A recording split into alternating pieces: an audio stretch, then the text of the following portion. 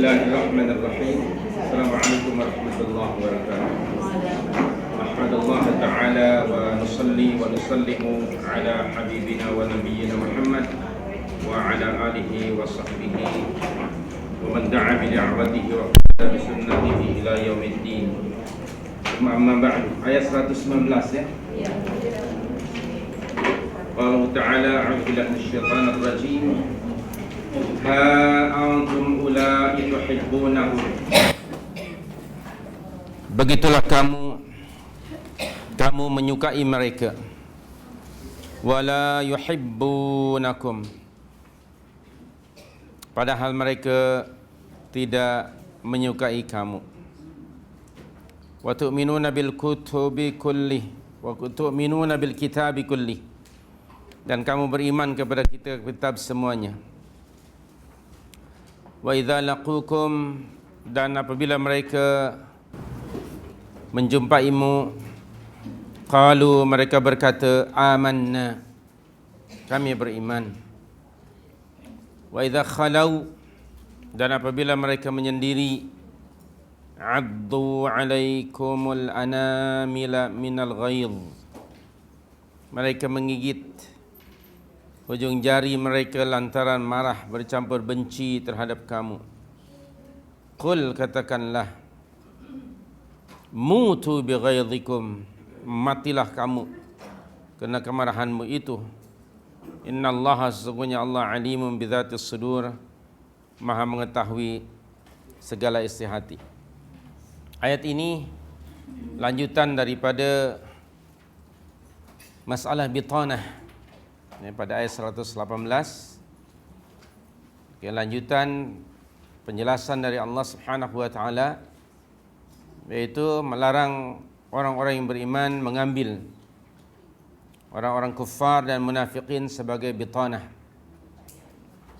Dan Allah Subhanahu wa taala memberikan alasan yang lain. Setelah dijelaskan sebelum ini ada 3 alasan ya. Yaitu la ya'lunakum khabala waddu ma 'anittum qad badatil baghdha'u min afwahihim wa tukhfi suduruhum akbar. Dan ditambah lagi alasan yang berikutnya. Yang pertama ialah kamu menyukai mereka sementara mereka tidak menyukai kamu. Ini alasan yang diberikan oleh Allah kenapa Allah melarang orang-orang mukminin dari mengambil orang-orang kufar atau munafikin sebagai bitanah. Orang-orang mukminin mereka mengasihi dan mencintai orang-orang kafir atau orang munafik di ketika orang-orang munafik itu menunjukkan atau menzahirkan keislaman mereka. Maka tentu umat Islam mempergauli mereka seperti mana juga umat Islam yang lain. Tetapi sebenarnya apa yang dilakukan dan diucapkan oleh orang munafik sangat berbeza dengan apa yang ada di dalam hati mereka.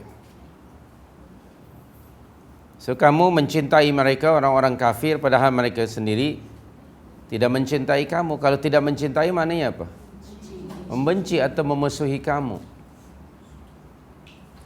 Nah, di sini perlu jelas sikap seorang mukmin kepada siapakah ia mesti memberi al-wala dan bara, al-hubbu wal bughdhu.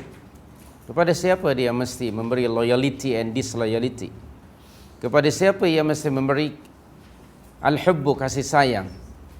Dan kepada siapa pula ia memberikan adawah atau kebencian? Tuntutan al-wala dan al-bara merupakan tuntutan daripada 2 kalimat syahadat. Belumlah sempurna syahadat seorang mukmin hingga ia memahami konsep al-wala dan al-bara, kasih dan benci.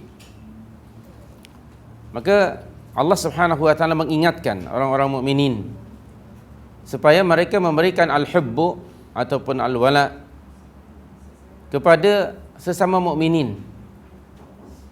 Jangan memberikan wala kepada orang kafir. Maka itu Allah melarangnya pada ayat yang ke-118 ini.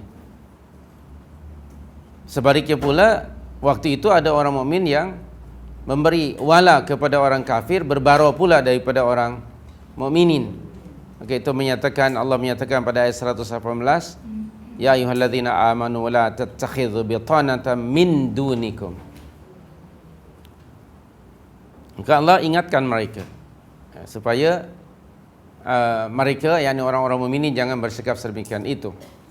Sebaliknya Allah juga mendedahkan kepada orang-orang mukminin bahawa sikap berbaik-baik orang-orang kafir kepada kamu itu hanya sekedar di mulut saja, hanya sekedar di bibir belaka.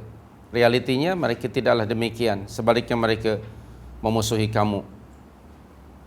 Dan orang-orang mukminin yang benar-benar mukmin, niscaya ia tidak akan terpengaruh dengan sikap yang ditunjukkan oleh orang-orang kufar terhadap orang-orang mukminin. Mukminun haqqa tentu saja. Tidak atau bukan hanya sekedar mukmin keturunan atau mengaku-ngaku saja. Jadi di sini orang mukmin mesti berwaspada dan hati-hati ke atas sikap berbaik-baik yang ditunjukkan oleh orang kufar dan orang munafik, bahwa mereka itu saling bersandiwara. Di zaman Rasul turunnya ayat ini, waktu itu jelas sekali perbezaan mana mukmin, mana kafir dan mana munafik.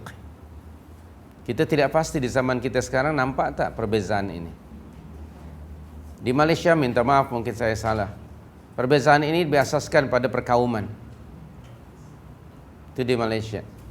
Jadi kalau orang Muslim, orang Melayu mesti Muslim, yang lainnya kafir.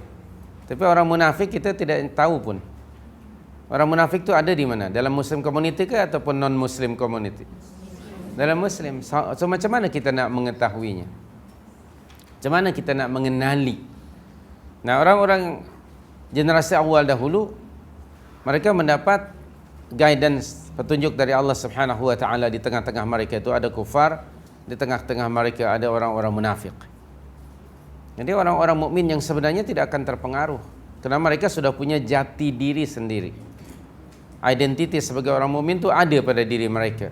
Sama ada akidah, ibadah, muamalah ataupun akhlak. Dan mereka benar-benar menepati ciri-ciri mukmin yang dijelaskan oleh Allah Subhanahu wa taala di dalam Al-Quran. Umpamanya yang lengkap antara lain surah Al-Baqarah 177. Di situ kita dapati ada prinsip-prinsip akidah, ibadah, akhlak dan muamalah. Maka oleh itu Allah menyebut mereka sebagai orang-orang alladzina sadaqu, orang-orang yang benar dalam pengakuan mereka, bukan sekedar di bibir. Al-Baqarah 177.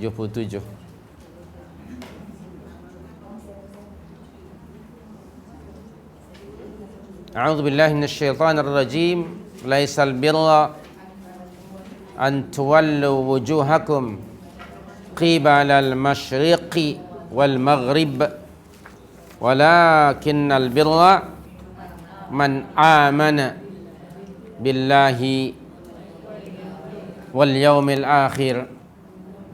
Kemudian wal malaikati wal kitabi wan nabiyyin. Itu iman ya, di situ prinsip-prinsip iman. Wa atal mala ala hubbihi dzawil qurba wal yatama wal masakin wa ibnas sabil was sa'ilin wa fil riqab. Ini adalah muamalah, tanggung jawab pada masyarakatnya. Wa aqamas salat wa ataz zakah wal mufuna bi'ahdihim idza ahadu was sabirina fil ba'sa wad dharra wa hinal ba's. Disebut salat dan zakat ini ibadah. Okey?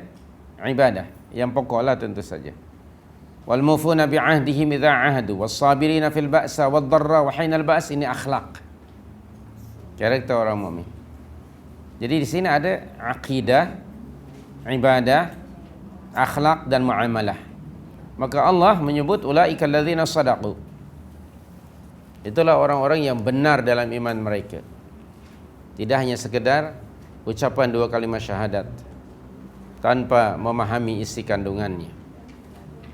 Jadi di zaman turunnya surah Ali Imran yang sedang kita baca ini, walaupun orang-orang kufar dan orang munafik mereka berusaha dengan segala cara untuk mempengaruhi orang-orang mukminin supaya mereka keluar daripada Islam, yakni murtad, mereka tidak akan berjaya pada ketika itu.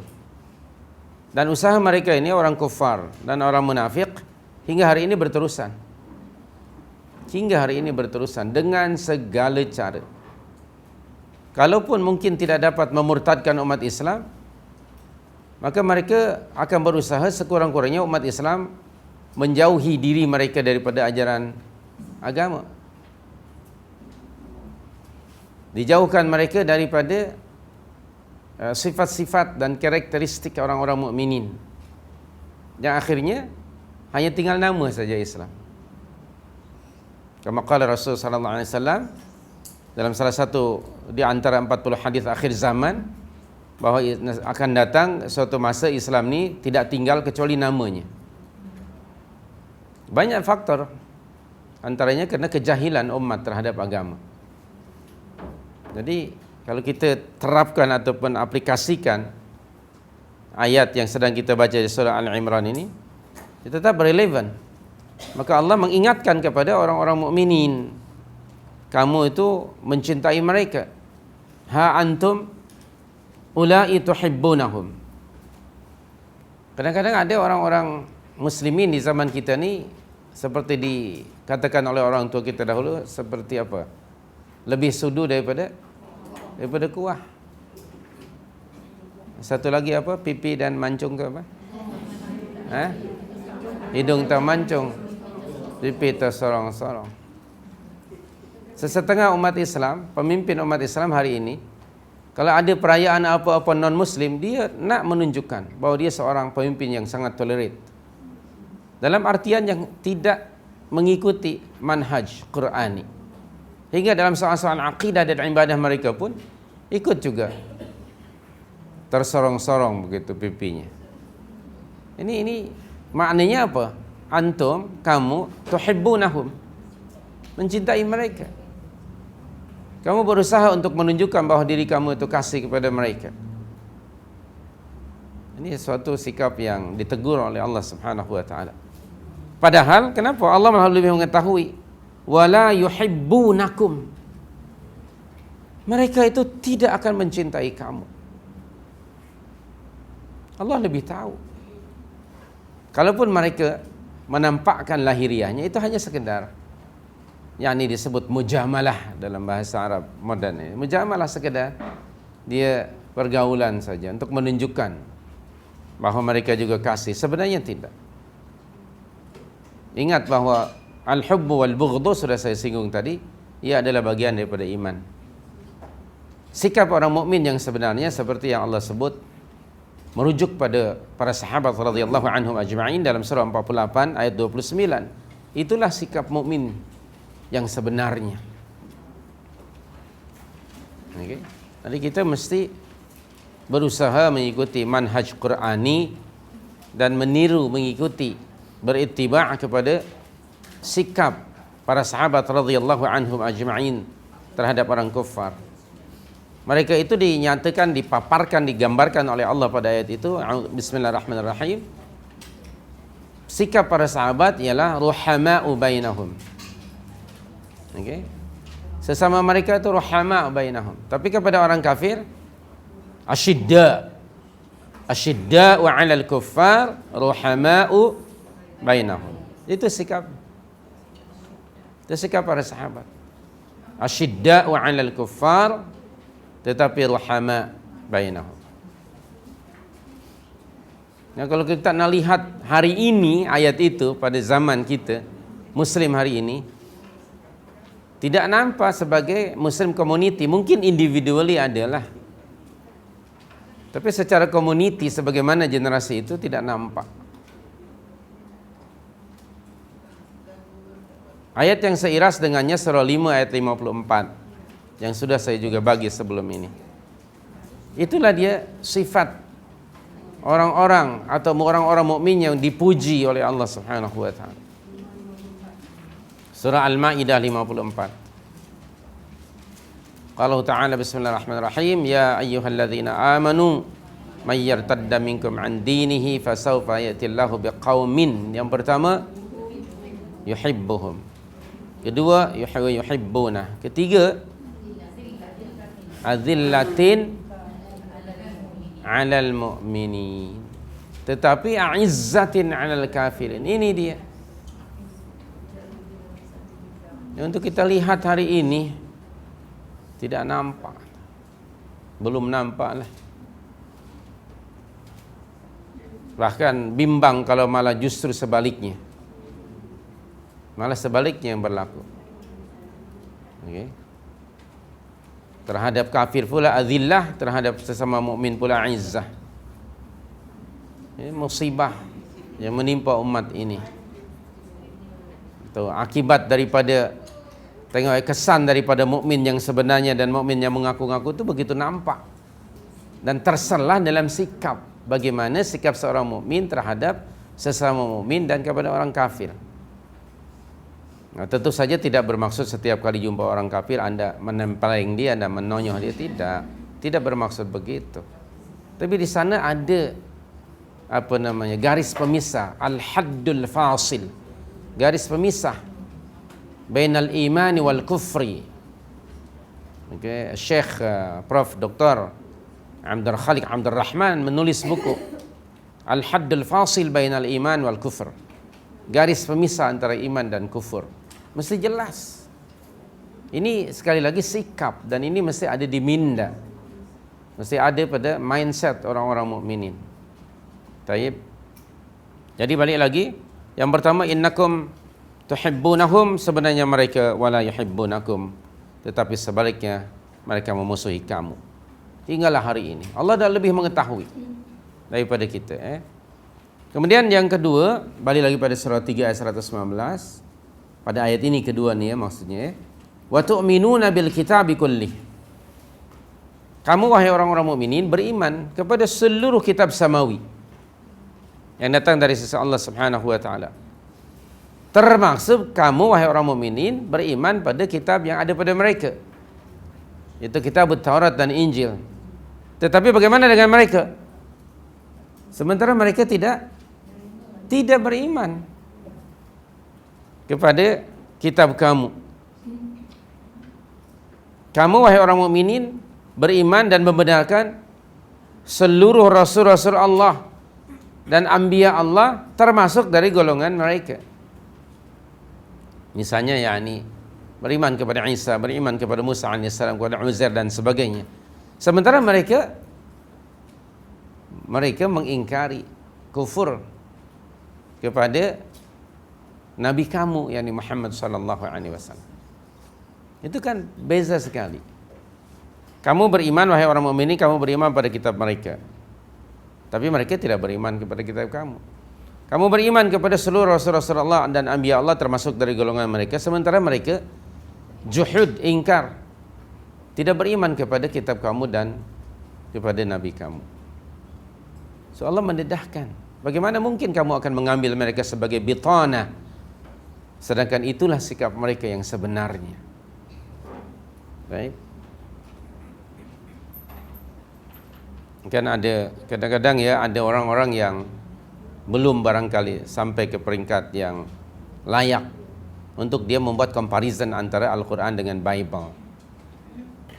Mungkin memang ada orang seperti mungkin Ahmad Didat rahmatullahi alaihi tidak mengapa kerana dia well versed. Tapi kalau bagi orang yang baru saja melangkah satu langkah, sudah nak buat comparison. Dan lebih teruk lagi, sampai berita kepada saya, ada orang yang lebih cinta pada Bible yang ada hari ini daripada Al-Quran. Aneh bin pelik. Tapi inilah realiti akhir zaman. Ada. Dia lebih banyak mengkaji Bible daripada Al-Quran sendiri, kitab dia. Padahal Bible yang ada hari ini sudah has been corrupted. It's not the word of God anymore. Seperti kata Ahmad Didat. Dan dalam Al-Quran pun sudah ada beritahu. Aneh bin pelik. Kalau dia mengkaji untuk ibtal, izharul haq, okay, menyatakan kebenaran, ibtalul batil, membatalkan kebatilan, it doesn't matter. Seperti yang dilakukan oleh Ahmad Didat atau Dr. Zakir Naik, murid beliau. Tidak mengapa, kalau memang dia punya kepakaran seperti itu. Dan khusus ketika menghadapi mereka, bukan membuat comparison sesama Muslim pula, Melayu dengan Melayu pula, didakwahi. Ini tak betul cara macam itu. Kalau nak buat kajian seperti itu, silakan jika sekiranya tujuannya izharul haq dan ibtalul batil, menzahirkan kebenaran dan membatalkan kebatilan. Gunakan kitab mereka sendiri yang ada hari ini pada tangan mereka, seperti yang dilakukan oleh dua tokoh tadi yang saya sebutkan. Baik. Jangan malah justru sama rupanya kitab ini Bible dengan Quran, so there is no different katanya. Kalau you cakap dengan ilmu boleh jadi kufur ketika mengatakan macam itu. Baik. Karena tidak ada kitab samawi di atas muka bumi ini yang otentik kecuali Al-Quran. Sedang mereka sendiri, yakni ahlul kitab, diperintah oleh Allah untuk beriman kepada Al-Quran Al-Karim. Jadi jangan hanya pipinya tersorong-sorong ke depan pula. Baik. Yang ketiga, apa dia alasan yang ketiga dalam ayat ini? Wa idza laqukum, dan apabila mereka berjumpa dengan kamu, yakni orang kafir berjumpa dengan kamu, qalu, mereka berkata, amanna. Mereka kata kami beriman. Okey. Kenapa? Karena mereka menyatakan itu bukanlah ikhlas. Mereka mengatakan begitu ada udang di sebalik batu. Mereka bimbang tidak mendapat penghormatan ataupun tidak dipergauli orang-orang mukminin, atau mereka kalau orang munafik itu tidak akan mendapatkan ghanimah umpamanya. Jadi tujuannya untuk tujuan duniawi. Mereka kata amanna, kami beriman dan membenarkan pada apa yang dibawa oleh Muhammad sallallahu alaihi wasallam. Itu di depan kamu saja. Tetapi wa idza khalau, apabila mereka berpisah daripada kamu, mereka menyendiri atau jumpa dengan sesama geng mereka, addu alaikumul anamina minal ghayz. Allah menggunakan bahasa kiasan majazi. Mereka menggigit, yakni hujung jari mereka. Kenapa? Kerana kecewa, marah, tak berjaya cara mereka itu. Walaupun mereka berusaha untuk mempengaruhi orang-orang mukminin, ternyata mereka tidak berjaya. Ini untuk generasi awal dahulu, para sahabat radhiyallahu anhum ajma'in, mereka tidak dapat dipengaruhi oleh sandiwara orang kafir atau orang munafik. Mereka tetap, yakni para sahabat firm dengan ciri-ciri yang ada pada diri mereka. Kemudian keduanya, pada ayat ini ada good news, bisyarah dari Allah, bahawa sekuat manapun usaha yang dilakukan oleh orang kufar atau orang munafik untuk mempengaruhi orang-orang mukminin, niscaya mereka akan menemui kegagalan. Ini satu bisyarah dari Allah. Jadi sekali lagi, orang-orang mukminin, ya ayyuhalladzina amanu, dia tidak akan terpengaruh. Mukmin yang sebenarnya hari ini bukan terpengaruh, malah si mukmin sendiri menunjuk-nunjuk nak macam depa. Apa yang tidaknya? Banyak perkara. Okay, sebelum Allah memberikan taufik kepada kita sebelum ini, tengok album lama kita. Tengoklah, 20 tahun yang lalu album kita kalau masih ada belum dibuang. Kan? Tak percaya kan? Ini aku ke katanya. Betul tak? Look like me, sound like mine kan? But not me. Subhanallah ini kan. Cara berpakaian, cara pergaulan, tidak ada nilai-nilai Islam dalam kehidupan kita 30-40 tahun yang lalu. Kemudian selalu ingin meniru, tasyabbuh. Mereka ada birthday, kita pun buat birthday. Mereka ada anniversary, kita pun buat anniversary. Apa saja yang mereka buat, maka kita menjadi makmuman. pada mereka. Ini realiti yang ada. Diri kita bukan orang lain. Okay? Selalu kita akan buat birthday. Dan bila after 50 kita pun tidak ditulis tu numbernya di atas kek itu. Okay? Sudah banyak sangat kek tak boleh kena tiup barangkali apa ni lilinnya. Kalau kena tiup nanti malah justru mungkin dia semput. Nafasnya sudah pendek, akhirnya mungkin dia gol. Wal'iyadzubillah. Happy birthday itu sudah menjadi budaya kita sebelum ini. Sesetengah kita bangga. Status merupakan tanda kemajuan. Padahal sudah jelas Rasulullah menyatakan tidak ada Eid bagi kita kecuali dua. Idul Fitri, Idul Adha. Sekarang ada Eid macam-macam. Eid ayah, Eid yakni ibu. Ada Eid mertua, ada Eid menantu. Ada Eid besan barangkali sebentar lagi. Macam-macam a'yad yang diada-adakan, termasuk yang disebutkan dalam yang dikategoriskan sebagai hari-hari besar Islam, termasuk kita ma'al hijrah, ma'al maulid, ma'a rajab, ma'a sya'ban, semua ma'iyah, berma'a-ma'a.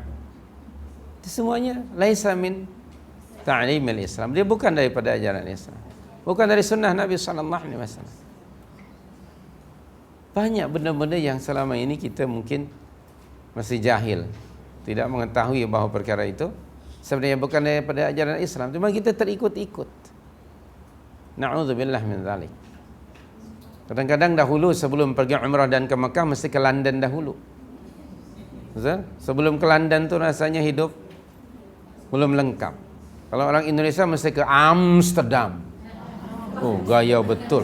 Amsterdam. Itu gaya betul kalau sudah ke Amsterdam tu sudah da'udzubillah, dia anggapnya sebagai kiblat dia.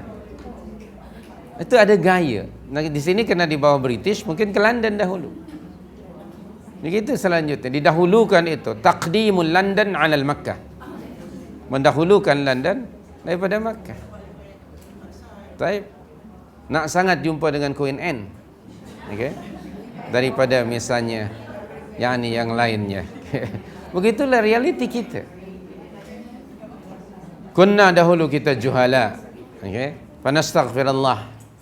Semoga Allah yang mengampunkan kita. Kerana identiti keimanan, keislaman belum lengkap pada kita. Kita belum menjadi muslim kafah.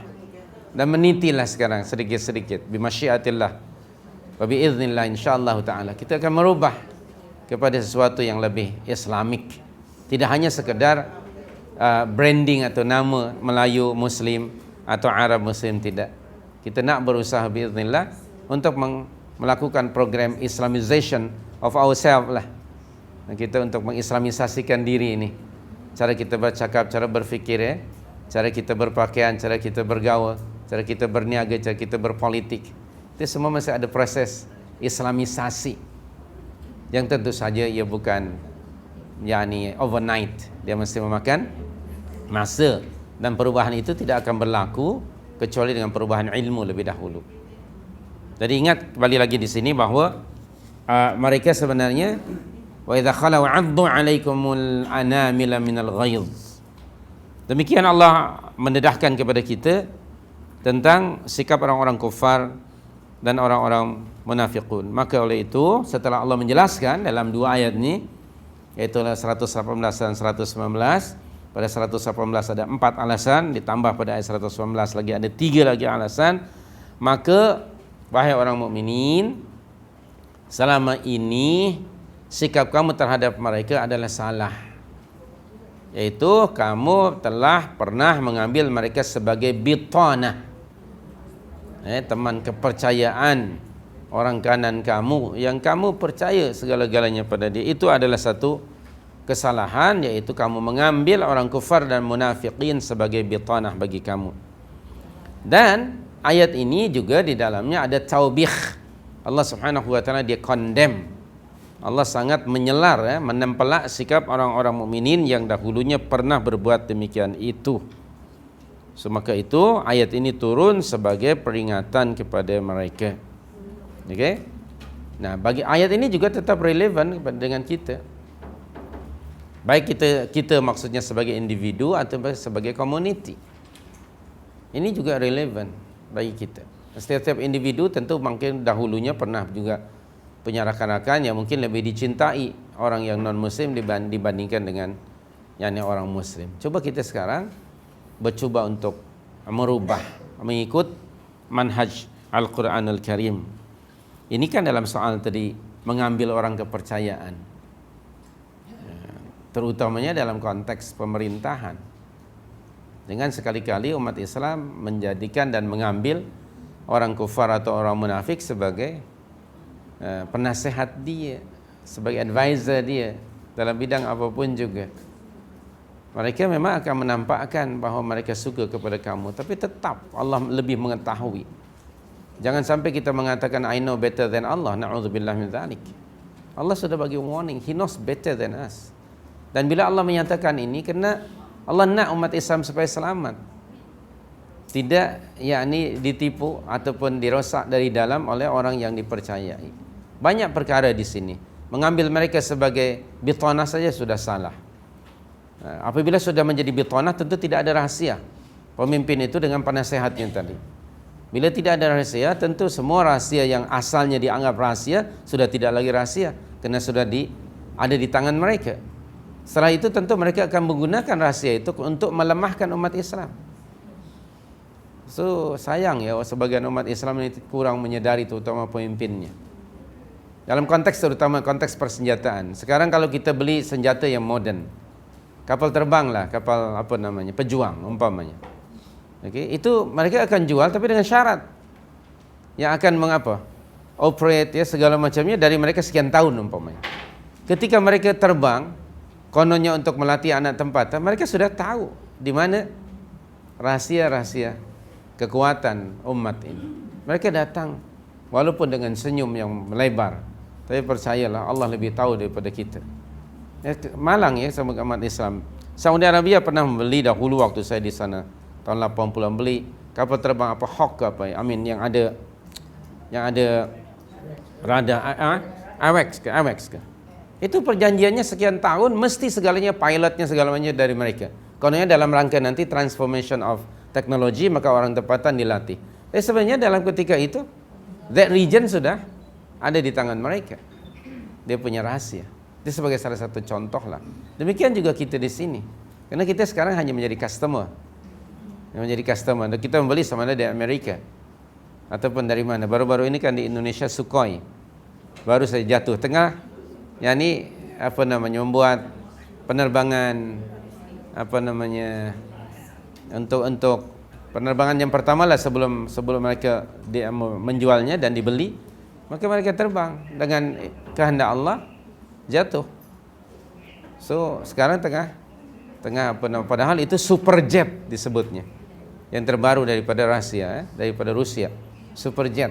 Tetapi rahasia-rahasia mungkin negara sudah diketahui. Ala kulli hal itu sebagai salah satu contoh sajalah.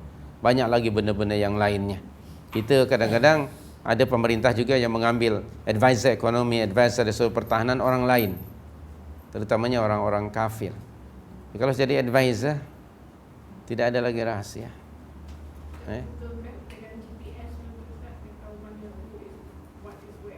Ya, dengan itu GPS saja boleh tahu mereka kan.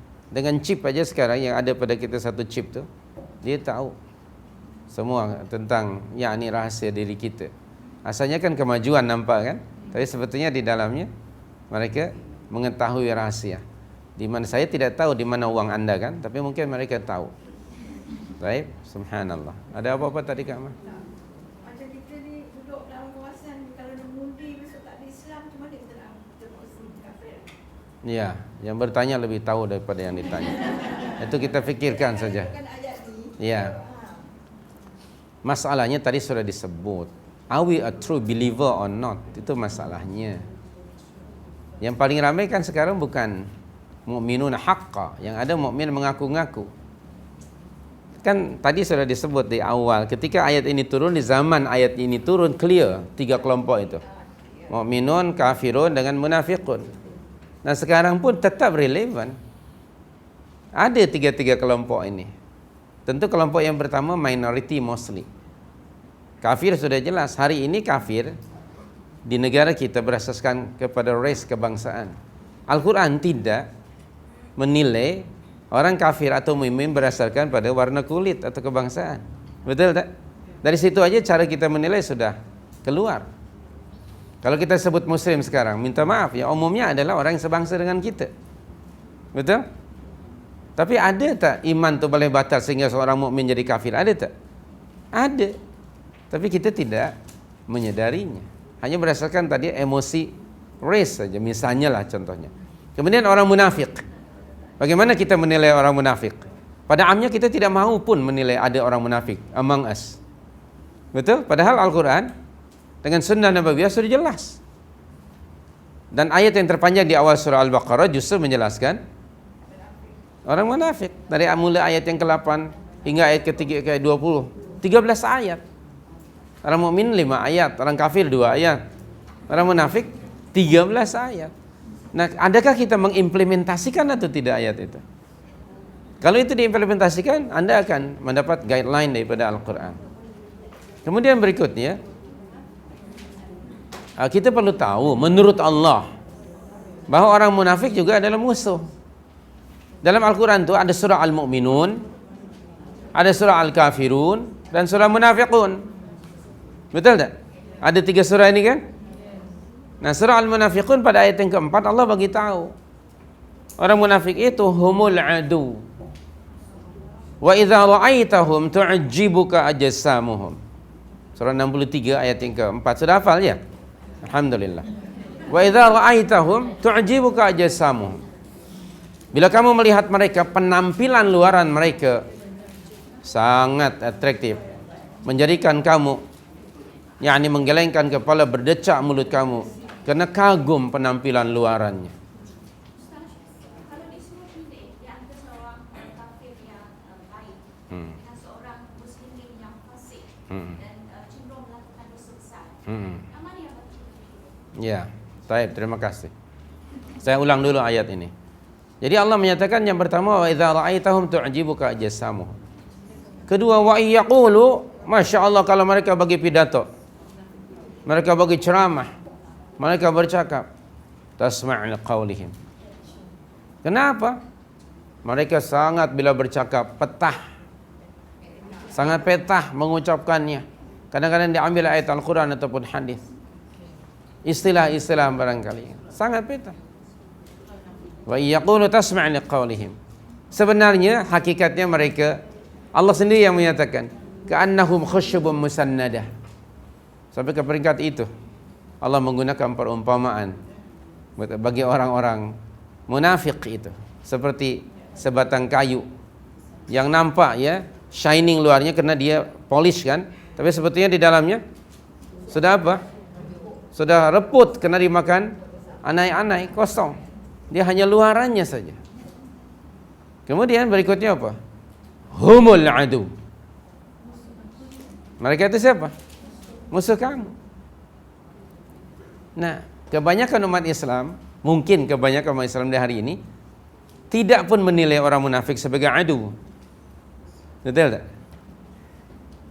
Okey, bukan orang lain, barangkali diri kita. Tidak pun menilai dia sebagai adu. Sementara Allah menilainya humul adu. Adu bagi siapa? Lil mu'minin. Nah, sekarang siapa orang mukminin yang menilai orang munafik sebagai adu? Di zaman kita rasanya jarang. Okay. Tidak menilai mereka sebagai adu.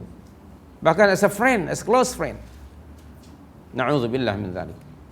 Sikap sesetengah umat Islam always contradict dengan panduan Allah di dalam Al-Quran. Allah menyatakan humul adu. Macam mana kamu ambil dia sebagai qarin kamu, sebagai sahabat yang rapat, yang kamu nak sangat bersahabat dengannya? Subhanallah, astaghfirullahaladzim min kulli dhanbin. Fahdharhum. Tengok Allah menyatakan fahdharhum. Apa artinya? Waspada kamu, hati-hati kamu ke atas mereka. Nah, adakah orang mukminin yang benar-benar punya hadar dalam hidupnya? Waspada supaya tidak terjerat dengan pendekatan orang-orang munafikin. Pada amnya kita belumlah mengaplikasikan ayat ini. So kalau kita tak mengaplikasikan, macam mana kita nak membincangkan tadi soal siapa yang patut kita pilih dan sebagainya. Baik. Qatalahumullah. Kalau Allah sebut qatala dalam Al-Quran, is a curse. Qatalahumullah anna yufakun. Siapa yang Allah curse itu? Orang munafik. Orang munafik yang Allah sebutkan qatalahumullah itu siapa? Apa artinya qatalahumullah? Allah apa? Membinasakan. Siapa membinasakan? Yang menghina. Orang munafik kan? Saya percaya kita tidak sanggup mengatakan itu. Saya percaya kita tidak sanggup. Qatalahumullah. Tak berani. Tapi itu ayat Al-Quran. Jadi antara ayat Al-Quran dengan sikap kita ini masih jauh. Ya, mudah-mudahan Allah waffaqkan Allah. Semoga Allah mentaufikkan kita supaya kita Quranik. Kemudian dalam konteks tadi memilih, ada kaedah yang am dalam kaedah usulul fiqh.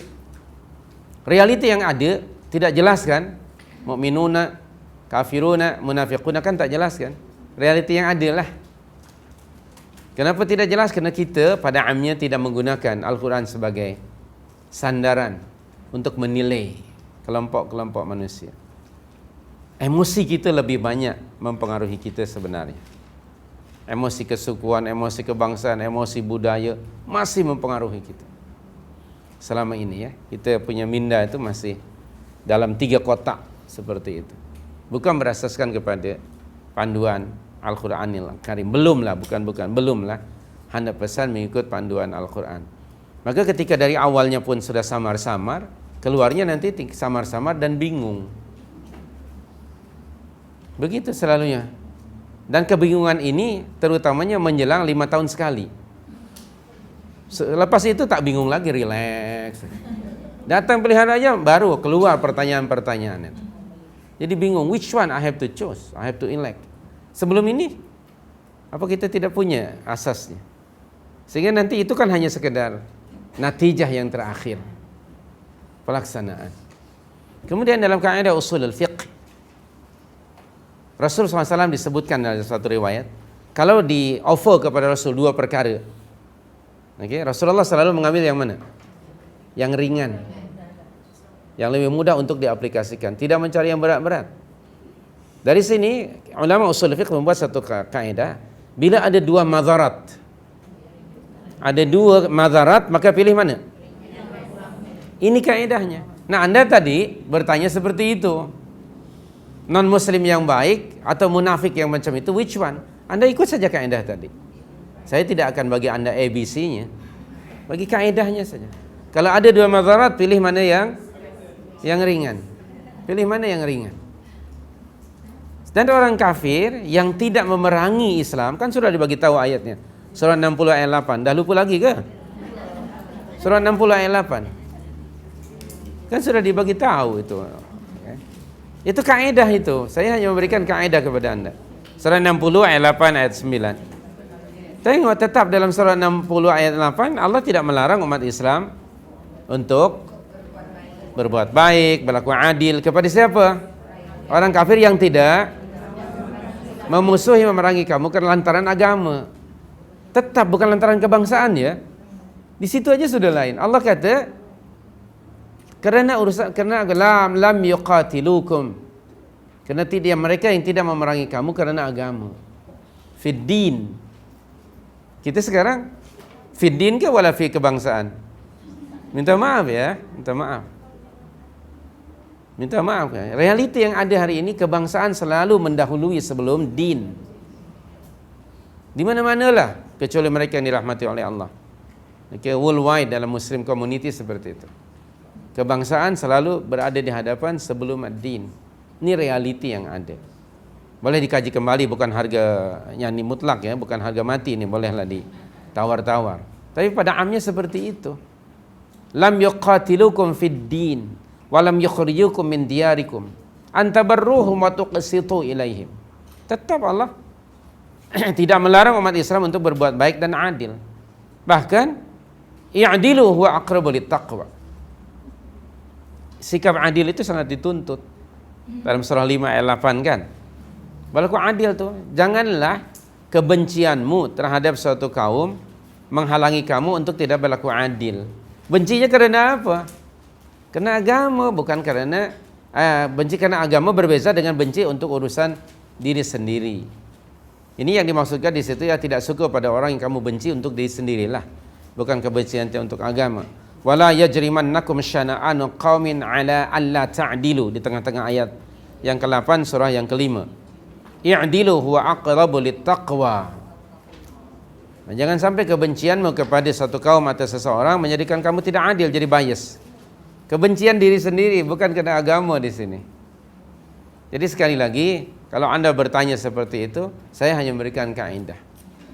Kalau ada orang kafir yang kemudian tidak memusuhi agama Islam, tidak memusuhi Islam, setakat yang Anda tahu, kita hanya menghukum apa yang nampak saja. Dan tentu pemerintah di sini, ulul amri, mesti juga mengkaji latar belakang background mereka, apakah dia membahayakan ataupun tidak. Jika sekiranya tidak, maka sudah diterangkan sebelum ini di zaman para salafus saleh, antaranya ketika pemerintahan Umar radhiyallahu anhu, ada pegawai-pegawai pada pemerintahan Umar ibn radhiyallahu anhu di kalangan orang non muslim. Jika memang pemerintah telah mengetahui berdasarkan pada pengalaman yang ada atau track record orang itu tidak membahayakan Islam dan muslimin dalam perkara-perkara yang bukan yang essential, yang pokok, yang rahasia, tidak mengapa. Jadi Anda bertanya seperti itu, which one? Nah, Anda sendiri di tempat itu, you know better than me. Oke, di mana akan Anda di situ? Dan tolong jangan hanya 5 tahun sekali. Oke, harus dikaji siapa mereka ini. Karena kita sekarang, wallahu a'lam, ini pandangan saya, boleh jadi salah. Kita sekarang berada dalam 2 madharat. Pada amnya lah, ini aspek dalam kehidupan ini selalu kita dihadapkan 2 madharat. Nah, kalau ada 2 madharat, mesti pilih mana yang less. Kalau kita ideally ikut ayat ini, ikut ayat Al-Quran ini, rasanya belum ada. Ya ayyuhalladzina amanu, coba siapa? Bila dibaca ayat Quran saja, ya ayyuhalladzina amanu. Oke, ya Allah, ada apa? Tak ada. Di zaman sahabat seperti itu. Ya ayyuhalladzina amanu, seluruh aktiviti mereka, perniagaan segala macam ditinggalkan. Naam, mereka memberikan perhatian, kemudian memikirkan. Bila mendengar dan memahami, sami'na wa ta'na. Sikap itu belum ada pada kita. Berapa kali kita membaca ayat ya ayyuhalladzina amanu? Banyak kali. Apakah kita kemudian terasa bahwa Allah sedang berbicara, bercakap dengan kita? Pada amnya tidak. Pada amnya tidak. Belum tersinggung, belum terasa di hati. Bila disebut ya ayyuhalladzina amanu, belum ada. Yang ada buat apa? Buat ada apa istilahnya? Buat ada. Padahal semestinya subhanallah, Allah sedang menegur saya sekarang. Allah sedang berbicara dengan saya sekarang directly. Kalau ada perasaan itu indikasi bahwa kita dan Anda telah ada pada diri Anda itu nilai-nilai iman yang sebenarnya. Kalau tidak, astaghfirullahaladzim. Semoga Allah Subhanahu wa taala mentaufikkan kita pada perkara yang baik dan memberikan kepada kita ilmu yang bermanfaat dan memanfaatkan ilmu yang ada. Allahumma amin. Di situasi hari ini, kita bincang situasi hari ini. Dr. Yusuf Qaradawi, dalam salah satu bukunya itu Ainal Khalal. Di mana masalah umat ini? Di mana? Antaranya beliau selalu menyebutkan ayat Al-Quran. Sebut saja ayat Al-Quran seperti ayat ini umpamanya, ya ayyuhalladzina amanu la tattakhidhu min dunikum la tattakhidhu alladzina kafaru sebagai bitanah. Allah sudah menyebut jangan mengambil dan menjadikan orang kafir sebagai bitanah. Realiti yang ada macam mana? Justru malah mengambil, jadi kontradik kan? So kata beliau, umat ini bukan umat seperti yang disebut oleh Allah dalam Al-Quran. Karena selalu berbeza. Kuntum khaira ummatin ukhrijatin nas, sudah kita baca sebelum ini ayat 110. Kamu adalah umat yang terbaik yang pernah dilahirkan oleh Allah untuk kepentingan umat yang lain. Realitinya macam mana? Ternyata juga tidak. Jadi sekali lagi bahwa keadaan umat di akhir zaman ini selalu berbeza dengan ayat Al-Quranul Karim. Jadi sedikit sebanyak mengindikasikan bahwa selama ini kita tidak Quranik sebenarnya. Diri kita lah, diri saya dan kita semuanya pada amnya. Kita baca Al-Quran, tetapi sekedar di mulut. Tidak faham apa-apa. Ini sebenarnya laqad hajarna al-Quran, kita sudah meninggalkan Al-Quran. Ayo kita kembali. Selama ini kita sudah meninggalkan Al-Quran. Termasuk hajrul Quran, meninggalkan Al-Quran ialah membaca tetapi tidak memahami. Itu termasuk hajrul Quran. Jadi sekali lagi kita mendapati ternyata bila kita baca ayat Al-Quran, diri kita dengan Al-Quran ni, subhanallah, masih jauh. Tetapi kita tak boleh give up. Tidak boleh kita give up daripada rahmat Allah Subhanahu wa taala. Ayo kita berusaha. Karena Allah sudah berjanji, "Wa man jahada walladzina jahadu fina lanahdiyannahum subulana." Bagi mereka yang berusaha keras untuk mendapatkan keridhaan kami di atas jalan kami, pasti kami akan tunjukkan ia ke jalan kami. Itu janji dari Allah yang selalu kita baca ayatnya dan selalu kita lupa. Okey? Yaitu ini surah 29 ayat 69. Baik, kita balik lagi pada surah 3 ni ayat 119. Kemudian qul, katakan kepada mereka wahai Muhammad sallallahu alaihi wasallam. Waktu itu Rasul yang diperintah oleh Allah untuk mengatakan, mutu bighaidhikum. Matilah engkau dengan kemarahanmu itu, subhanallahil karim. Ini perkataan yang kesat kan dan kasar sebenarnya barangkali ya menurut kita. Tapi begitulah Allah menyuruh Rasulnya untuk menyatakan kepada mereka, matilah kamu kerana kemarahanmu itu. Artinya apa? Bila mereka marah kerana apa? Gagal. Tidak, mereka rugi, mendapat kerugian dunia dan akhirat. Gagal mempengaruhi orang mukminin pada hari itu. Pada ketika ayat ini turun. Mereka bersandiwara tapi gagal sandiwara mereka.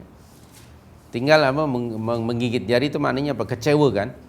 Kecewa, marah, geram. Nah, kalau kita apa ungkapan bahasa gigit jari kan, atau gigit jari selalunya gagal kan? Bahasa kita gagal. Kalau geram selalunya mulut terkunci. Mulut atau gigi terkunci? Nah, gigi atau gusi lah, yang tak ada gigi gusi. Geram begitu. Itu namanya al-anamil jamak anmilah bermakna fingers. Mutu bi ghaidhikum. Ini perkataan yang sangat keras sekali ke atas mereka ya. Jadi bahawa Allah Subhanahu wa taala akan menggagalkan usaha kotor mereka itu, sekalipun mereka terus berusaha membenci umat Islam dan memusuhi Islam dan umatnya. Pada akhirnya Allah Subhanahu wa taala akan menyempurnakan agamanya walau karihal musyrikun. Subhanallah, Allah menyatakan dalam dua ayat surah 61 ayat yang ke-9. Bismillahirrahmanirrahim. Huwallazi arsala rasulahu bil huda wa dinil haqq liyudhhirahu 'ala ad-dini kullihi walau karihal musyrikun. Perhatikan, walau karihal musyrikun. Dan ayat berikutnya pun boleh juga anda rujuk. Ayat sebelumnya ayat yang ke-8. Yuriduna liyutfi'u nurallahi biafwahihim wallahu mutimmu nurihi walau karihal kafirun. Mereka terus berusaha menginginkan untuk memadamkan cahaya Islam dan mengenyahkan umat Islam di atas muka bumi ini. Tetapi Allah akan tetap, ini good news bagi umat Islam, Allah akan tetap menyempurnakan cahaya agamanya ini sekalipun dibenci, tidak disukai oleh orang kafir, oleh orang musyrikin. Subhanallah. Tengok ya, bila umat Islam membaca ayat ini, dia mendapat inspirasi dan motivasi. Ayat ini memberikan motivasi kepada umat Islam untuk tetap mereka istiqamah dengan ajaran agama, walaupun orang-orang kafir sekeliling mereka, orang musyrikin, benci dengan segala bentuk kebencian mereka. Pada akhirnya mereka akan menemui kegagalan. Nah, tentu saja umat Islam tidak boleh menunggu. Umat Islam harus memenuhi kriteria-kriteria yang ditetapkan oleh Allah Subhanahu wa taala. Ayat yang seiras dengan ini ada terdapat dalam surah 9. Surah yang ke-9. Anda pun boleh membacanya ayat 32 pun boleh. Dari mula 32 dan 33. Qala ta'ala yuriduna ayyutfi'u nurallah biafwahihim wa ya'ballahu illa ayyutimma nurahu walau karihal kafirun. Huwallazi arsala rasulahu bil huda wa dinil haqq liyudhhirahu 'ala ad-dini kullihi walau karihal musyrikun. Dua ayat ini cukup memberi motivasi kepada mukminin yang sebenarnya. Allah bagi tahu bahawa orang-orang kafir, musuh-musuh Islam, terdiri pada orang kufar, musyrikin dan munafikin, tidak akan henti-hentinya. Mereka akan terus berusaha untuk itfa nur Allah, memadamkan cahaya yakni agama Allah Subhanahu wa taala bi afwahihim, dengan mulut mereka, yakni sekarang melalui media massa. Dengan media massa mereka akan terus dengan segala macamnya. Liyutfi'u nur Allah bi afwahihim, dengan media massa yang ada. Dan media massa betul-betul digunakan oleh mereka sepenuhnya untuk melemahkan umat Islam, melemahkan Islam. Dan media massa isinya apa lagi selain pada berita sensasi ataupun hiburan maksiat, baik filem ataupun nyanyian, hiburan yang semacam itu saja. Makan, minum, sekedar itu. So di Jakarta sekarang tengah sibuk. Ada penyanyi yang gila-gila dari Amerika. Okey. Lady gagal katanya. Saya geram melihat berita-berita TV kerana pemimpin-pemimpin pemerintah Indonesia sekarang ada pro dan kontra. Lalu orang yang enjoy Islam, yang menghentikan kemungkaran itu dianggapnya sebagai radikal, teroris segala macam. Ini aneh bin pelik. Jadi sekarang tengah menghabiskan usia dan umur mereka untuk membincangkan manusia macam itu. Wah, apa? Jadi itu sudah nampak bahawa mereka tidak lagi menilai sebagai mereka dengan penilaian agama, walaupun di Indonesia itu kononnya majoritinya Muslim. Realitinya tidak seperti itu. Karena itu yang ada hanya bubble aja. Kama qala Rasulullah, ramai tapi hanya sekedar buih. Dengan seekor manusia macam itu pun mereka sampai ikhtilaf. Okey. Mereka berbantah-bantahan, apa sudah clear. Dan yang lucunya lagi justru pengurusi Nahdlatul Ulama yang justru malah agree dengan datangnya si lady itu. Na'udzubillah min dzalik. Na'udzubillah, kerana dia seorang liberal. Profesor Dr. Agil Siraj. Dia seorang liberal.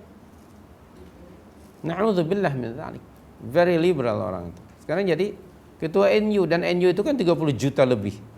Dia punya apa? Dia punya membershipnya, member dia 30 juta lebih. Na'udzubillah min dzalik. Tidak nampak ke benda itu sebagai jelas kemungkaran. Macam mana boleh support? Akhirnya sesama umat Islam, betapa jahilnya hanya dengan seorang manusia macam itu, ikhtilaf mereka. Na'udzubillah min dzalik. Jahilnya. Kenapa? Kerana tadi itu tidak berbasiskan ayat-ayat Al-Quran, atau tidak berada di atas Al-Quran dan Sunnah. Selalu kita seperti itu. Hanya benda yang kecil dilemparkan begitu saja oleh mereka sampai jadi rosak. Betapa umat ini tidak mampu melihat ainal munkar, mana mungkar, mana ma'ruf. Betullah kata Rasulullah SAW, salah satu hadis 40 akhir zaman, akan datang satu masa pada umat ini, mereka akan menilai yang mungkar dinilai ma'ruf, yang ma'ruf jadi kemungkar. Sudah jelas, hanya sekedar itu. Ada pula yang demonstrasinya, yang pro dan kontra. Na'udzubillah min dzalik. Bagaimana keadaan kita kalau dalam keadaan macam itu, Ustaz? Macam yang orang yang mampu mengekalkan keimanannya, tapi dia hidup di dalam negara yang Islam, tapi lebih teruk daripada negara yang non-Muslim, tapi masyarakat Islam dia lebih better daripada penduduk yang macam tu. Should we migrate or macam mana? Ya, dalam konteks mengubah kemungkaran, Rasulullah sudah bagi tahu ada 3 cara kan. dengan tangan, dengan lisan, dan dengan hati. Kemudian apakah kita mesti migrate atau tidak, depends kepada keadaan. Kerana satu masa Nabi menyatakan dalam hadis 40 akhir zaman, akan tiba satu masa pada umat ini orang akan cenderung lari dari kesibukan dan lari ke hutan, jadi orang hutan. Okey, ataupun pergi mungkin ke gua jadi orang gua. Lebih baik dia tinggal di situ beternak dengan kambingnya daripada dia berada di tengah-tengah masyarakatnya yang sedang fasad. Nah, sekarang apakah sudah sampai ke peringkat itu atau belum? Itu tafsirannya. Firstly ialah individually, nanti satu masa akan berlaku. Nah, sekarang bagaimana, apakah kita sudah sampai ke peringkat itu? Dan orang yang concern dengan situasi keadaan masyarakat tidak ramai. Okey, tidak ramai. Yang macam anda tanyakan itu tidak ramai orang. Bahkan kalau anda cakap macam itu di luar bangsa, ada apa sebetulnya? Ada apa sebetulnya? Apa you sampai begitu pikiran you? Kolot betul. Betul? Akan ada orang yang seperti itu. Maknanya untuk memiliki kesadaran macam itu saja memakan masa. Pada amnya orang tak kisah. Kenapa? Sebab dia sudah bagian daripada itu. Kalau ada kesadaran seperti itu, maknanya Allah sudah memberikan taufik. Sudah ada kemampuan untuk melihat itu. Bimbang bagaimana diri dan anak-anak. Kalau kita melihat pada sirah Nabawiyah, setelah Nabi SAW 13 tahun berada di Makkah Al-Mukarramah, bukankah Allah akhirnya mengizinkan untuk berhijrah? Kenapa situasi Makkah pada waktu itu tidak kondusif untuk menjaga akidah dan keimanan seseorang? Dan Nabi mendapat wahyu dari Allah, yaitu surah Al-Kahfi. Dapat inspirasi dalam bahasa kitanya.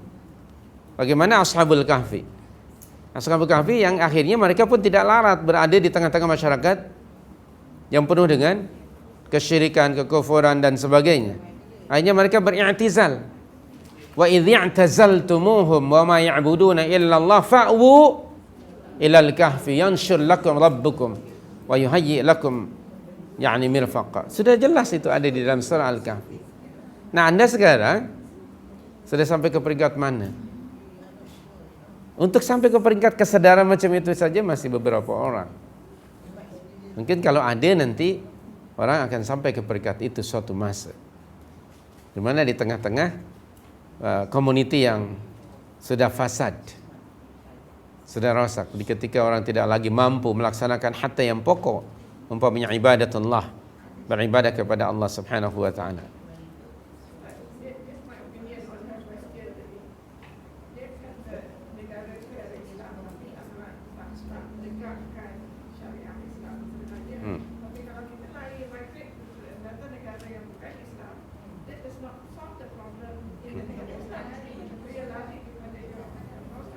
Pertanyaan saya dari anda itu, mana Darul Islam dan Darul Kufur hari ini? Zaman Nabi dahulu, Makkah ketika itu disebut Darul Kufur. Maka Allah memerintahkan Rasul dan sahabat untuk berhijrah ke Darul Islam, yaitu di Madinah. Bukan berarti seluruh population dan penduduk Madinah waktu itu sudah mukmin, tidak. Karena di sana ada ahlul kitab, di sekelilingnya ada orang musyrikin. Tetapi majoriti dan orang yang berkuasa adalah orang-orang mukminuna haqqa. Sehingga Madinah menjadi tanah yang subur sekali untuk perkembangan Islam. Kalau itu baru ada hijrah itu kan dari Darul Kufur menuju ke Darul Islam. Hari ini yang mana? Yang mana Darul Kufur, yang mana Darul Islam? Ada mungkin istilah itu, tetapi ini pandangan saya, anda boleh tidak setuju. Sekarang itu disebut Darul Islam, penduduknya umat Islam, majoritinya. Kemudian Darul Kufur mungkin majoritinya penduduknya kafir. Sebenarnya menurut istilah yang Rasulullah berhijrah dari Makkah ke Madinah bukan itu. Bukan hanya penduduk. Kalau anda rujuk surah 4:59 yang selalu anda rujuk, sebenarnya negara Islam ialah negara yang diasaskan di atas Al-Quran dan Sunnah Nabawiyah. Allah berfirman di tengah-tengah ayat tersebut, fa in tanaza'tum fi syai'in farudduhu ila Allahi war Rasul in kuntum tu'minuna billahi wal yawmil akhir. Apabila kamu berbeza dalam menilai sesuatu perkara, maka kamu hendaknya mengembalikan perbezaan pandangan ke mana? Al-Quran dan Sunnah menunjukkan bahawa negara itu, negara umat Islam yang disebut Darul Islam, ialah negara yang menjadikan asasnya pemerintahan itu di mana? Diletakkan di atas Quran dan Sunnah. Nah, hari ini ada tak kalau kita ada tanazu apa-apa kembali kepada Quran dan Sunnah? Di Indonesia malam tadi saya baru balik.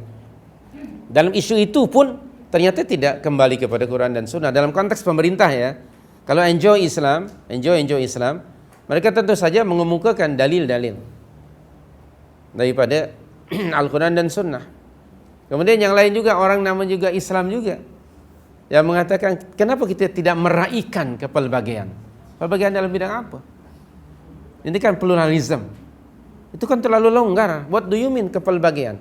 Adakah kepelbagaian itu semua orang boleh bebas atas nama human right? Hingga telanjang macam itu pun boleh? Okay, what does mean kepelbagaian? Jadi kita harus memahami konsep pluralisme mengikut Al-Quran dan Sunnah. Okay, ada juga yang mengatakan bukan karena itu orang mungkin akan murtad. Apa jaminan anda? Yang pastinya penyokongnya kebanyakannya juga anak-anak muda, orang Islam. Jadi sekali lagi, Islam itu selalu mendahulukan preventif daripada pengobatan. Jadi sekarang misalnya, apakah kita telah meletakkan dalam semua perkara bila kita berbeza pandangan, naruddu, kita akan mengembalikan kepada Al-Quran dan Sunnah? I don't think so ya. Belum semua kan. Kalau benar-benar kembali kepada itu, dan bila ada keputusan dari Allah dan Rasul sami'na wa ata'na, betul, itu baru Darul Islam. That is why di hujung ayat sangat menarik. In kuntum tu'minuna billahi wal yaumil akhir. Bayangkan ya, seolah-olah di situ, jika sekiranya kamu beriman kepada Allah dan hari akhirat. Jadi kalau kamu tidak kembalikan masalah itu kepada Quran dan Sunnah, apakah kamu beriman kepada Allah dan akhirat? Itu sangat berat. Itu dalam struktur bahasa Arab disebut jumlah syartiyah. Jawab syarat. Jumlah syartiyah, in kuntum tu'minuna billah, kalau kamu benar-benar beriman kepada Allah dan hari akhirat, maka kamu mesti mengembalikan semua urusan pada Al-Quran dan Sunnah. Nah, kalau kamu tidak mau mengembalikan pada Quran dan Sunnah, maknanya iman kamu itu mesti, kata Dr. Yusuf Qaradawi apa? Dinilai kembali imannya. Mesti dinilai kembali imannya. Karena iman menuntut seorang mukmin bila berbeza saja kembali kepada Quran dan Sunnah. Itu keputusan Allah dan Rasul. Dan bila Allah dan Rasul sedang menetapkan suatu keputusan, maka mesti diterima. Kalau ada yang menolak, maka ia fi dhalalim mubin. Dalam surah 33 ayat 36 kan sudah jelas. Banyak ayat macam itu. Nah, sekarang realiti yang ada tadi, mana Darul Kufar dan mana Darul Hijrah? Mungkin adalah, katalah Darul Islam yang penduduknya mungkin umat Islam ramai. Minta maaf saya ya, sekedar sebuah ilustrasi. Saya tidak tahu latar backgroundnya. Saudara-saudara kita di selatan Thailand pernah mungkin dipengaruhi atau dimusuhi oleh rejim yang ada, tentu saja orang Buddha kan. Lalu mereka lari ke mana? Hijrah ke mana? Lalu apakah mereka mendapatkan nasrun, perlindungan?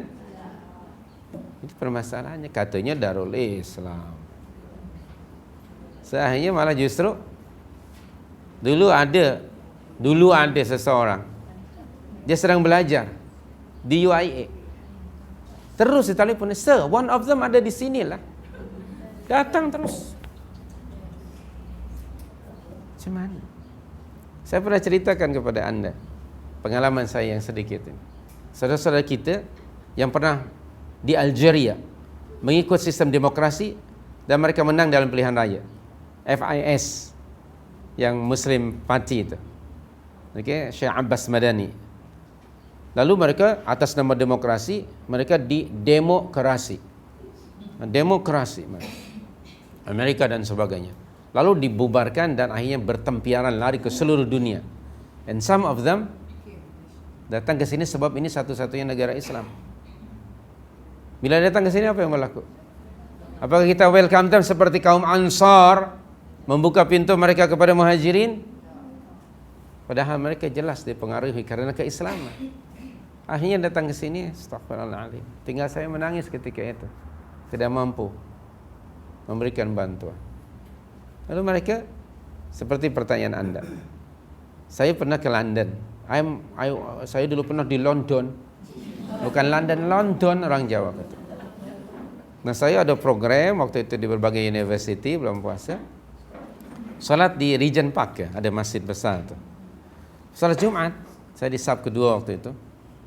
Pas salat Jumat, tiba-tiba ada hamba Allah datang ke depan saya. Dia tengok muka saya, dia kata, "Anta Safwan?"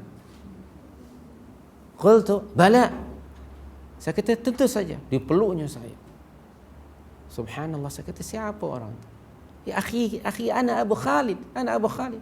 Saya baru teringat. Subhanallah, beliau menangis. Kenapa? Saya justru di negara kafir saya mendapat perlindungan. British negara muslim ke negara kafir? Tetapi justru mendapat perlindungan, bahkan mendapat apa di sana sosial apa? Dari kerajaan juga dibagi. Bahkan mereka sudah dapat kerja. Dipanggil semua kawan, "Ta'alu ya ikhwan, hadzal rajul." Ini adalah lelaki yang pernah bantu saya waktu di Malaysia. Akhirnya dia kata, "Inta mesti pergi ke tempat kami." Subhanallahil karim. Dulu pernah kita bantulah kawan-kawan itu waktu mereka datang ke sini. Abu Khalid dan kawan-kawan. Dia menangis, justru dia kata di negara kafir kami hidup bebas melaksanakan tuntutan syariat. Dan kami mendapat, bahkan kerajaannya pun memberi kepada kami bantuan, dan kami sudah ada kerja sekarang. Di situ saya pun subhanallah terharu. Nah itu tadi. Ternyata di London mereka punya kehidupan yang lebih baik daripada kita. Itu sekedar sebuah ilustrasi. Ramailah ada waktu itu beberapa orang, dan lainnya pergi ke New Zealand, ada pergi ke Australia. Mereka datang ke sini. Saudara kita dari selatan Siam, Thailand pun mungkin tidaklah selamanya mereka merasa di sini yakni sebagai negara mereka. Karena kita ada sekarang undang-undang ya. Orang lain tidak boleh masuk, mesti ada visa, mesti ada pasport dan sebagainya. Dari mana sekarang orang nak muhajirin? Benar ayatnya ada. Allah menyebutkan ardullahi wasi'ah. Bumi Allah itu sangat luas, fatuhajiru. Hendaknya kamu berhijrah ke situ. Tapi masalahnya sekarang nak ke mana berhijrah kalau orang tak ada pasport, tak ada visa? Pasport dan visa baru 50 tahun lebih kurang lah. Atau 100 tahun kah?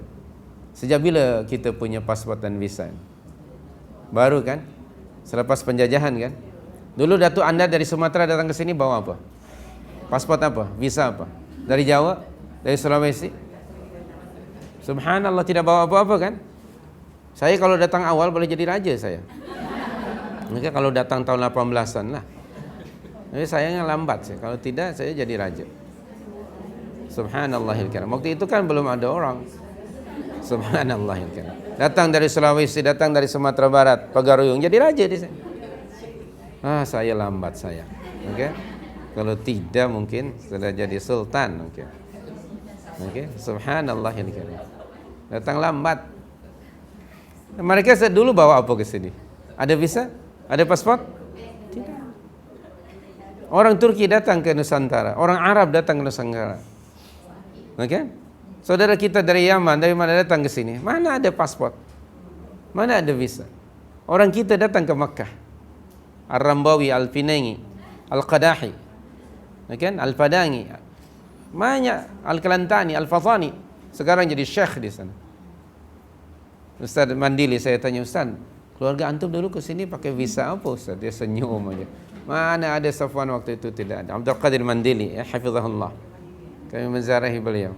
Tidak ada. Tapi sekarang dia harus balik ke sini, ke Kedah, negeri asalnya pun harus bawa paspor dan visa. Jadi dipisahkan dengan itu. Itu kan baru aja tuh. Sejak jatuhnya Empire Uthmaniyah, yang dia jatuh tahun 1924 kan. Baru saja, less than 100 year.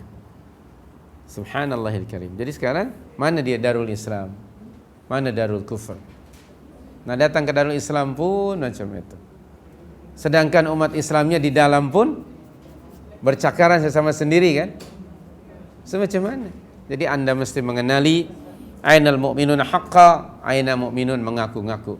Dengan demikian nanti akan jelaslah segala pertanyaan itu akan terjawab jika dapat dipahami prinsip-prinsip itu. Kemudian hujung ayat, innallaha alimun bidzatis sudur.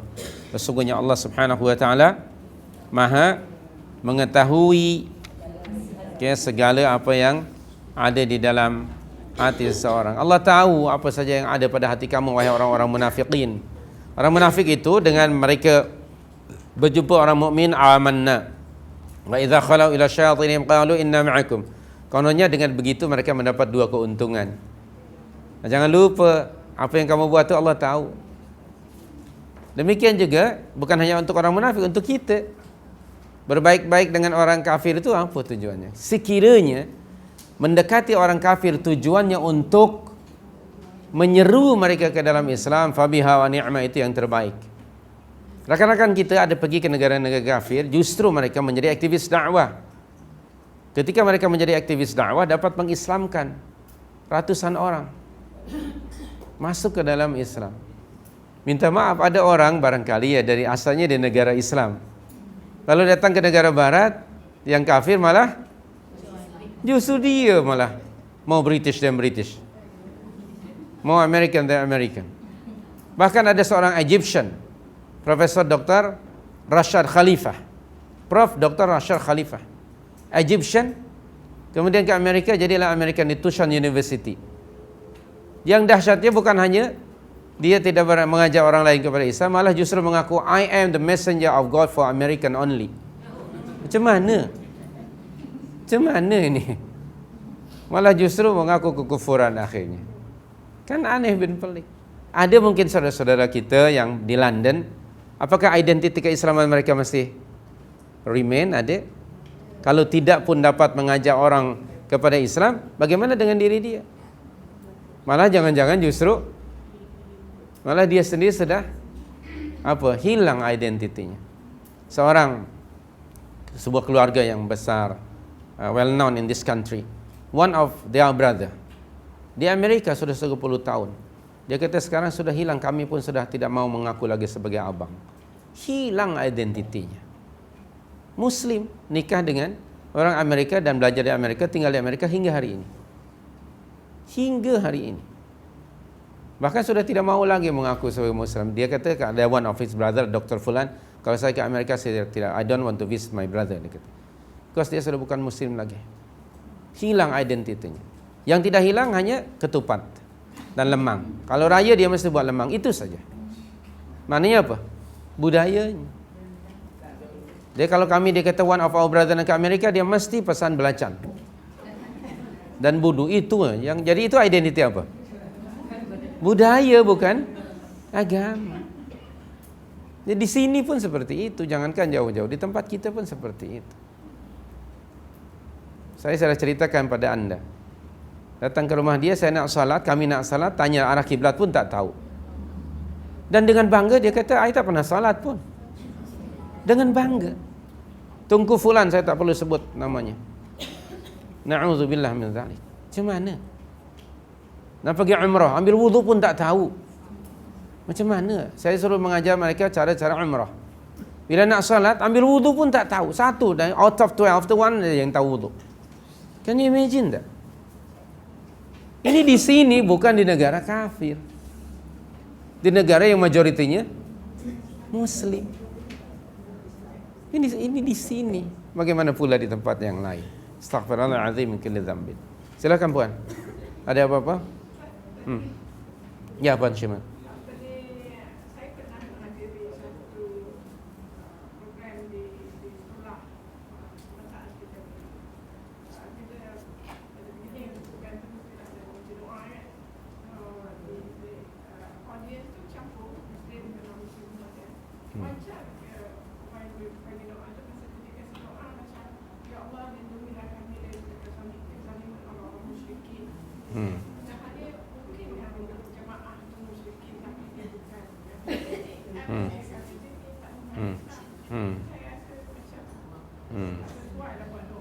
Ya. Ya, harap-harap si musyrikin tu tak faham lah. Ya, harap-harap. Yalah, walaupun bahasa Melayu dia tidak tahu apa itu musyrikin kan. Nah, mungkin saja dia pun Harap-harap tidak tahu, okey. Dalam konteks doa tidak mengapa, bahkan mohon kepada Allah. Kalau musyrikin yang macam itu, mohon kepada Allah supaya Allah memberikan taufik. Kama qala Rasulullah, Allahumma hdihim, Allahumma hdi qaumi fa innahum la ya'lamun. Ya Allah, berikanlah hidayah kepada mereka kerana mereka belum faham. Barangkali itu lebih sesuai. Jadi harap-harap si musyrikin itu tidak faham. Okey. Wallahu a'lam. So itu sajalah untuk pagi hari ini. Aku qali hadza wa astaghfirullah li wa lakum. Terima kasih.